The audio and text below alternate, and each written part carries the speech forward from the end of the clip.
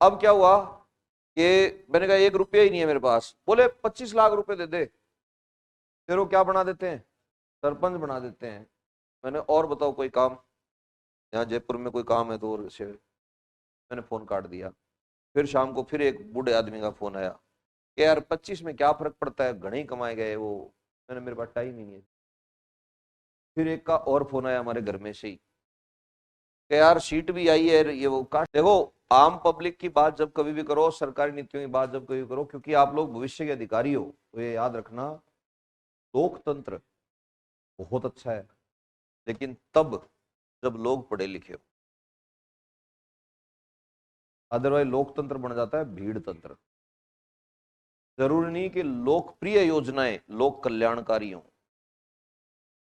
जैसे लोकप्रिय योजना ये हो सकती है कि दारू फ्री में बांटो। अरे आप आज वोटिंग करा लो, और इस पे आप हंस नहीं सकते, बहुत गंभीर मुद्दा है ये, और भविष्य में ऐसा टाइम आ जाएगा, देख लेना, कि भाई निशुल्क शराब मिलेगी भारत सरकार की तरफ से। जो जो क्या करते हैं, दारू पीते हैं और मेरे को वोट देना, सारे दारूडे क्या करेंगे, उसी को वोट देंगे। अप्रत्यक्ष रूप से बढ़ती है। अब वो बढ़ती है तो उसको भुगत भी तो तुम रहे हो। आज अगर मेरे पास एक बार मेरे गांव से फोन आया था, कोई बात हुई थी, बोले यार सरपंची का चुनाव हो रहा है, तुम्हारे लड़ा दें किसी को। मैंने लड़ा दो भाई साहब। तो कितने देगा? मैंने, एक पैसा नहीं है। मतलब मेरी क्लास का छुट्टी है इन लोगों की। Thank you. चलो, अब क्या हुआ कि मैंने कहा 1 रुपया ही नहीं है मेरे पास। बोले 25 लाख रुपए दे दे, फिर वो क्या बना देते हैं, सरपंच बना देते हैं। मैंने और बताओ कोई काम, यहाँ जयपुर में कोई काम है तो और से मैंने फोन काट दिया। फिर शाम को फिर एक बूढ़े आदमी का फोन आया कि यार 25 में क्या फर्क पड़ता है, घने ही कमाए गए वो। मैंने, मेरे पास टाइम ही नहीं है। फिर एक का और फोन आया हमारे घर में से ही कि यार सीट भी आई है, ये वो कास्ट की चलती है ना पॉलिटिक्स। अरे क्या बढ़िया बैठ रहा है, क्या कर, तू तो हाँ कर दे, हम दे देंगे। मैंने कहा मेरे को आना ही नहीं। ऐसे के मैंने फोन काट दिया। बिल्कुल मैं ये नहीं कह रहा कि मैं जाने को तैयार नहीं था। मैंने क्यों काटा फोन? तीनों लोगों के फोन में क्या बताया उन्होंने, घने ही आएंगे। इसका मतलब क्या चाहते हैं वो? आज मैं 25 लाख लगाऊं, लगाते ही सबसे पहले क्या सोचूं मैं, वापस कैसे आएंगे। ग्राम पंचायत का बजट है 5 करोड़ का, 2 करोड़ का प्रत्यक्ष, 3 करोड़ का अप्रत्यक्ष। अब जिस आदमी को उन्होंने बनाया, युवा को बनाया उन्होंने, बिल्कुल। मैं अभी गया था, ज्यादा नहीं, आपको एक छोटी सी घटना बताता हूँ। गांव में 3 जगह पर उन्होंने बेंचें लगवाई हैं सीमेंट की, जो पार्क में लगी होती है ना। 42-42 हजार रुपए की बेंचें हैं।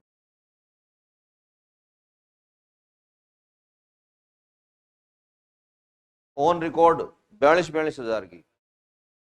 और जब जांच आई, किसी एक लड़के ने जांच का भी लगाया, तो गांव के ही 10 लोगों ने दस्तखत करके गवाही दी है कि साहब, एक गोदा था वो तोड़ गया। गोदा बोलते हैं सांड को, आवारा घूमते हैं। क्यों, क्या पता नहीं, उसे खा जो रखी थी, वो बेंच से खुद जाता था। ये तो बेंच तो बहुत शानदार बनवाई थी। कैसे इतनी महंगी कैसे बनी? संगमरमर लगवाया था इसमें, ग्रेनाइट लगवाया था।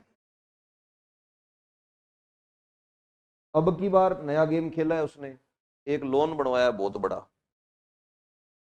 लोगों के बैठने के लिए, पंचायत घर में बहुत बड़ा लॉन, जिसमें अमेरिका से मंगाई हुई क्या लगाई, घास लगाई। वो लोन कागजों में है ही, सिर्फ पास हो गया, लग गया। अब उस पर भी शिकायत करी, अब लोग जागरूक हो रहे हैं धीरे धीरे, आपके गांव में भी होता होगा इस तरह से। शिकायत करी तो उन्होंने जवाब सबमिट किया, इसमें फिर 10 से 12 बुजुर्ग लोगों के दस्तखत है, जो कि वो लोग नहीं है जो पिछली बार वाले थे, ताकि बैम हो जाए। साहब लोन बनाया था, भेड़े आई और चर गई। सर इस पे हंसना नहीं चाहिए, उन लोगों की पीढ़ियां बर्बाद है। ऐसे सरपंच जब तक आप बनाते रहोगे, तब तक ऐसे शिकराने तुम्हें यहाँ शहर वालों के यहाँ आना पड़ेगा, कि तुम ऐसे ही काटते रहेंगे। तुम्हारे घर वाले या तुम या तुम्हारे जानकार दारू पी के और जात के नाम पे वोट बेचते हो, इसलिए तुम यहां आकर किसी बाणियों को अमीर बना रहे हो, हर महीने 8 हजार दे रहे हो। अगर मेरे को मेरे गांव वाले उस टाइम बिना किसी पैसे की बात किए और मेरे को अगर बना देते, मेरे दिमाग में एक ही था कि इनको कुछ नहीं दूंगा, मैं एक कोचिंग खुलाऊंगा गांव में, जिसमें आरएएस और आईएएस के बेस्ट मास्टर लाऊंगा ढूंढ के, उनको वहां पैसा हम देंगे, तुम्हें ग्राम पंचायत देगी, पढ़ाओ हमारे बच्चों को, और सुबह से शाम तक क्या करो, फ्री पढ़ाओ। 2 साल इन बच्चों को इतना पढ़ाएंगे, इतना पढ़ाएंगे, आरएएस नहीं बने, कांस्टेबल कुछ नहीं बने, बेवकूफ तो नहीं होंगे ना, कम से कम इंसान तो बनेंगे ढंग के। 2 लाऊंगा पकड़ के रिटायर्ड फौजी, वास्तव में मेरे दिमाग में प्लान था और मैंने लिखा भी था ये, उनको दूंगा 25-25 हजार रुपए महीना, और जितने छोरे दिखे तेरे को 16-17 साल के, सबको सुबह सुबह ले जाएगा सड़क पे और ले डंडार फोड़ इनको पकड़ के। गलत क्या है?